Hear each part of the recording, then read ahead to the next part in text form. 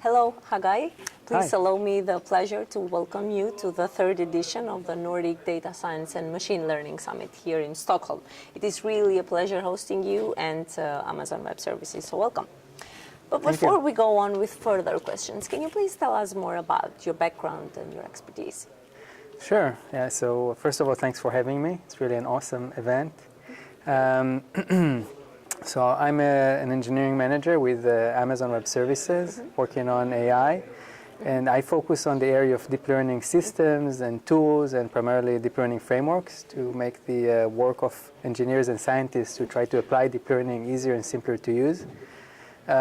Before Amazon, I did a lot of different things around machine vision, medical imaging, audio streaming, and just web scale applications. Right.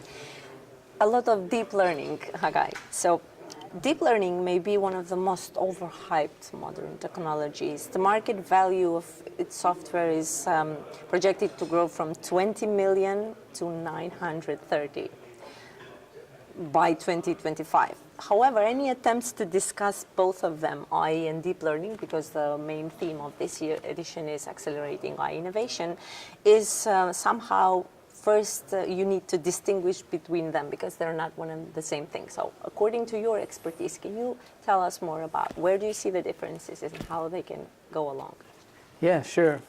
So I think, AI is a broader term that is, somewhat philosophical, somewhat scientific, somewhat engineering. It basically discusses whether machines can ever, think and act, solve problems like humans do. And that's a very wide domain, whereas deep learning is, it's really just one specific technique that is part of the basket of machine learning techniques, but it's a very powerful technique that is able to solve problems very effectively and better than most other machine learning techniques, especially for problems like, perception, processing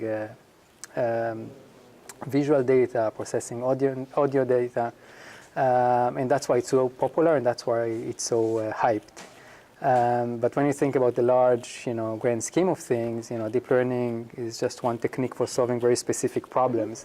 AI is a broader term, and I think deep learning is an important step, but it's just one step forward towards, general AI. Yes, and the road is definitely still very, very long. Okay, but despite the excitement, despite the AI buzz, and despite the overwhelming applications and its uses of both deep learning and AI, it's important to know and to bear in mind that the adoption of such technologies might present a big challenges. So, according to you, where are the key AI and deep learning challenges nowadays? If you could just sum up like at least three. Yeah, sure. So I think it's definitely, at this point in time, deep learning is pretty young technology, and it is difficult to adopt it, but it's changing pretty rapidly. I think one challenge that is often talked about is data. Deep learning does very well, but it needs really a lot of data to good data. Good data, and also a lot of it. So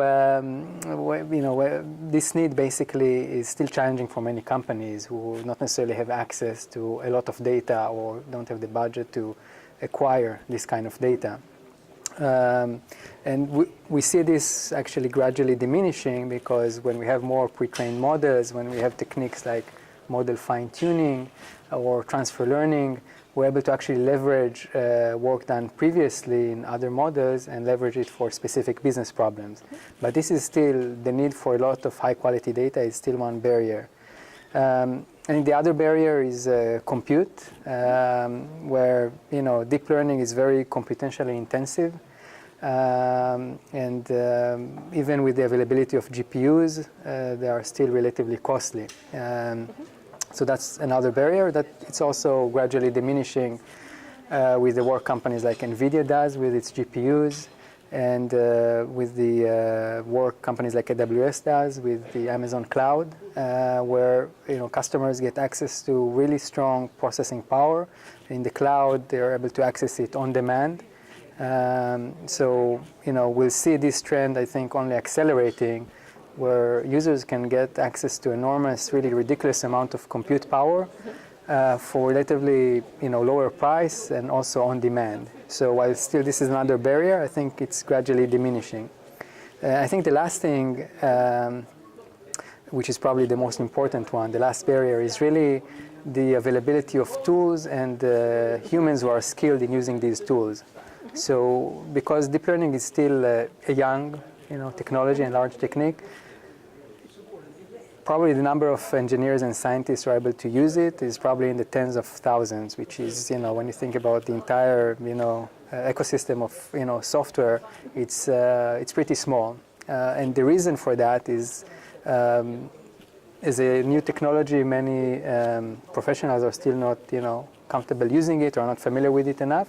But also the other reason is that tooling is not where it should be. And the software tools, the software frameworks, the platforms that enable people to use deep learning are still not abstracted enough. So it requires a lot of work by the engineers and the scientists. And again, as time progresses, we'll get more of these tools available, more of these platforms, and we'll see this barrier also being diminishing. So yeah, there are definitely still barriers for entry, but they are gradually diminishing, and it's probably a matter of time until deep learning is really much more accessible. Hagay, you conducted a workshop today on emotion recognition in images, and it was selected as one of our delegates' favorite. I would really like to know more about this for our viewers. Yeah, sure. First of all, I'm very happy that it was selected as the favorite. Yep. It's really nice to hear. So in the workshop, we basically took the a problem of recognizing emotions, human emotions in images of humans, of their faces, and we took that problem, we analyzed it, we came up with a deep learning model that is able to solve this problem, implemented that model, trained it, and eventually deployed it as a service in production. That's really the workflow you would take in any other business problem that you want to solve with machine learning or deep learning. I think the problem itself is also, with detecting emotions, it's a very interesting problem, and I also chose it because, deep learning is very good at perceptual problems and identifying and processing visual information. So we use the deep learning model. We use the framework called Apache MXNet, which is a deep learning framework that enabled us to build a model, train it, and eventually also deploy it. And I hope that the people who attended the workshop really were able to learn about the process for taking an idea all the way up to having a model in production. I'm sure they have. Okay, I'm sure they have. You also gave a presentation on model serving for deep learning. So briefly, if you can, what is this model serving for deep learning? What deploying deep neural networks to production mean, and the design considerations and challenges of it? Yeah, so it's part of your presentation. Yeah, so you should come to the presentation for the full answer. But during this talk, we basically look at the problem, which is a really important problem if you're going to use models in production, which is now that you have a trained model, how do you actually make business use out of it? How do you use it for your business application, for your system, for your software? And there's a lot of considerations like availability, like performance, like decoupling the model from the underlying serving infrastructure. And in that talk, we basically look into all these requirements and we look at how they can be achieved and how a framework called Apache MXNet and the model server for Apache MXNet allows you to do that while allowing the underlying software framework to handle all the what we call undifferentiated heavy lifting for you. Okay, so I have two more questions. Just like AI, the cloud is another significant technology shift that is impacting how software is built and how it performs. So how do you see these two technology trends influence one another? Yeah, so I think that the machine learning and deep learning really benefited a lot from the availability and the proliferation of the cloud. Because we talked earlier about deep learning needing a lot of data, needing a lot of compute. And the cloud really makes storage huge amount of storage, really ridiculous amount of storage available and pretty cheap prices, which is where all that data can be stored and accessed. And the cloud also makes available enormous amount of compute that users may need only for training the models or may need to scale up their services. So with the cloud offering these capabilities for storage and compute, it really allows to push deep learning and machine learning forward. And I think, by the way, similarly, at some point, as deep learning will become more heavily used, we'll see the cloud also benefiting from these deep learning workloads because they're very intensive computationally. And I think we'll probably see lots of the cloud-based workloads actually coming out from training and serving these neural network and machine learning models. One final question, Hagay. Where will this data and AI revolution take us?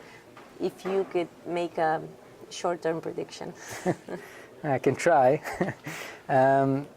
So, I think in the... because everything is changing quite rapidly. Yeah.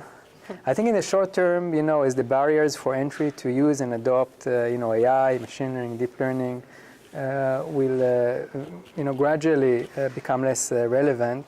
We'll see more and more companies adopting machine learning and deep learning to solve many problems. And the